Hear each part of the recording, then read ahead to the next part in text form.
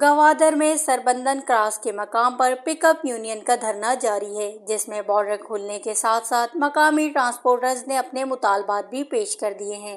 پک اپ union کے مطابق ہڑتال کی بنیادی وجہ یہ ہے کہ مقامی پک اپ گاڑیوں کے لیے تالار کا راستہ کھولا جائے تاکہ وہ بلا رکاوٹ آمد و رفت کر سکیں۔ مظاہرین کا کہنا ہے کہ گنٹانی کھلا ہونے کے باوجود جیمنی زیرو پوائنٹ پر ایف سی اہلکاروں کی جانب سے گاڑیوں کو آگے جانے کی اجازت نہیں دی جا رہی، جبکہ کوسٹ گارڈ کی جانب سے بھی مکمل کلیئرنس نہیں دی جا رہی، جس سے مقامی ٹرانسپورٹرز کو مشکلات کا سامنا ہے۔ یونین نے مطالبہ کیا کہ مقامی پک اپ گاڑیوں کو بذریعہ سڑک بغیر کسی روک ٹوک کے آنے جانے دیا جائے۔ مزید برآں گنٹانی سے زمباد گاڑیوں کو ہٹایا جائے اور ان کا داخلہ بند کیا جائے، کیونکہ اس وقت وہاں مقامی پک اپ گاڑیوں کے مقابلے میں زمباد گاڑیوں کی تعداد زیادہ ہے، جس سے مقامی ڈرائیورز کا روزگار متاثر ہو رہا ہے۔ مظاہرین نے زور دیا کہ گنٹانی پہلے سے کھلا ہے، لیکن اس کا فائدہ مقامی افراد کو نہیں مل رہا، اس لیے تالار کو بھی فوری طور پر مقامی پک اپ گاڑیوں کے لیے کھولا جائے۔ انہوں نے خبردار کیا کہ مطالبات تسلیم نہ ہونے کی صورت میں احتجاج کا دائرہ مزید وسیع کیا جائے گا۔